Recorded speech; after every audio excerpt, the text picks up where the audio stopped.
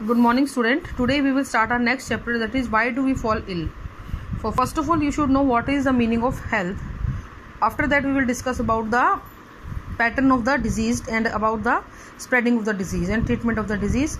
So according to WHO, a complete physical, mental and social well-being is known as health, not merely the absence of disease. कहने का मतलब ये है कि अगर कोई इंसान ये बोलता है कि जी मुझे बुखार नहीं है, जुकाम नहीं है या कुछ पेट में दर्द नहीं है तो मैं स्वस्थ हूँ, ऐसा नहीं होता है। WHO ये मानता है कि अगर आप फिजिकल, मेंटल और सोशली तीनों आधार पे स्वस्थ हैं, अगर आप बॉडी के अंदर कोई प्रॉब्लम नहीं है, आप मेंटली भी कोई प्रॉब्लम नहीं है, कोई साइकोलॉजिकल डिप्रेशन या कोई भी और प्रॉब्लम नहीं है, या और सोशल वेलबींग, समाज में जब आप बैठते हो, लोगों के साथ आप बैठते हो, अपने फ्रेंड्स के साथ बैठते हो तो आप बहुत अच्छे तरीके से उनके साथ ट्रीट करते हो, तो उसको हम लोग बोलते हैं कि स्वस्थ इंसान है। अगर वो कहे कि मैं बीमार, मेरे को बुखार नहीं है इसलिए मैं स्वस्थ हूँ, तो ये गलत हो जाता है। ठीक है, तो बेसिकली हम लोग ये कहेंगे कि ये जो आपका हेल्थ जो पर्सपेक्टिव है वो फिजिकल, मेंटल और सोशल तीनों डायमेंशंस को कवर करता है। Now we will discuss in this chapter about health and its failure. हम बात करेंगे कि हेल्थ और वो क्यों फेल हो जाती है, हम बात करेंगे कि डिजीज और इसके कारणों की, हम बात करेंगे कितने तरीके की डिजीज होती हैं, कैसे कैसे वो फैलती हैं, कैसे उनका ट्रीटमेंट किया जाता है, कैसे उनसे बचाव कर सकते हैं, और कुछ एक एग्जाम्पल भी हैं हमारे सिलेबस में से। ठीक है, तो first of all we will discuss health and its failure. हमें ये पता होना चाहिए कि हेल्थ तो हमने आपको बता दी, लेकिन कौन कौन से ऐसे रीज़न है या कौन कौन सी ऐसी वजह हैं जिसकी वजह से ये फेल हो जाता है इशू, उसकी हम लोग बात करेंगे। Our social environment is an important factor in our individual health. हमारे आसपास को जो एनवायरनमेंट है ना बच्चों, वो बहुत इंपॉर्टेंट फैक्टर होता है हमारी हेल्थ के लिए। ह्यूमन बीइंग गाँव में, शहरों में, हर जगह रह रहा है, लेकिन उसके आसपास की जो एनवायरनमेंट है उसकी स्वास्थ्य के ऊपर बहुत अधिक प्रभाव पड़ता है। इनमें सबसे पहला आता है बेटा public health service. This service ensure proper removal and disposal of garbage. इसमें हम लोग ये देखते हैं कि जो भी उसके आसपास का कूड़ा कचरा है वो टाइमली हटा लिया जाए और तरीके से हटाया जाए। प्रॉपर ड्रेनेज ऑफ सीवेज, जो भी गंदगी घरों से निकल रही है उनका प्रॉपर ड्रेनेज होना चाहिए। पानी स्वच्छ होना चाहिए और पीने के लिए अच्छा पानी अवेलेबल होना चाहिए। अनअडल्ट्रेटेड फूड, अनअडल्ट्रेटेड का मतलब होता है बेटा बिना मिलावट का, मतलब मिलावट नहीं होनी चाहिए उस फूड के अंदर। जितने भी मच्छर मक्खियाँ पैदा होती हैं, कोई भी कूड़ा का ढेर है या कोई भी ऐसी डंप यार्ड है, ऐसी जगह पे पेस्ट कंट्रोल होना बहुत ज़रूरी होता है।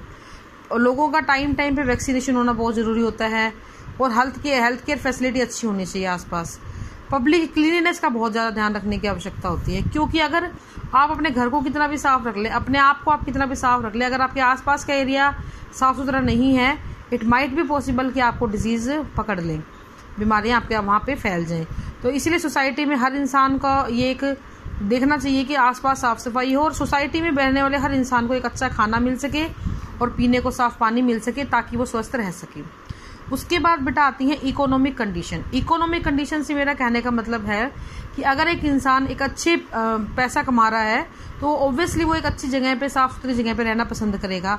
वो एक ऐसी जगह को फाइंड आउट करेगा जहाँ पे साफ सफाई हो, घर के अंदर भी और घर के बाहर भी।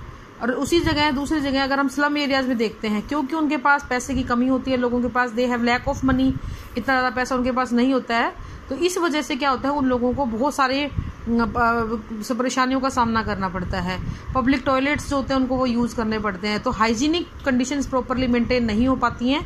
तो इकोनॉमिक कंडीशन का एक बहुत बड़ा रोल होता है। ठीक है, कोई भी इंसान की साफ सफाई हेल्थ के ऊपर। फिर आता है बेटा सोशल इक्वालिटी एंड हार्मोनी। एक चीज़ हमेशा ध्यान रखो, बीमार इंसान को बीमारी उतना नहीं मारती है जितना कि उसके आसपास वाले लोग उसको कह के मार देते हैं।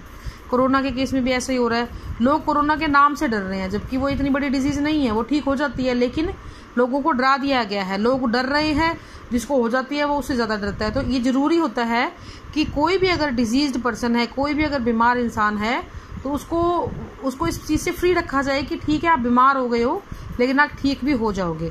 उसके ऊपर अनड्यू प्रेशर ना बनाया जाए कि हाँ बीमार हो गए हो, बहुत बड़ी बीमारी है, मर जाओगे, ये हो जाएगा, वो हो जाएगा, या उससे कोई गंदा बिहेव ना करे, उससे छूआछूत ना करे, उससे दूर ना भागे, क्योंकि ये चीज़ जो है ना वो गलत हो जाती है। इससे इंसान और ज़्यादा वीक होता है, और ज़्यादा वो इमोशनली वीक हो जाता है और वो बीमार होने का चांसेस उसके और ज़्यादा बढ़ जाते हैं। तो प्यार मोहब्बत से रहो, उनकी हेल्प करो। फिर आता है बेटा सबसे इम्पोर्टेंट पर्सनल हाइजीन।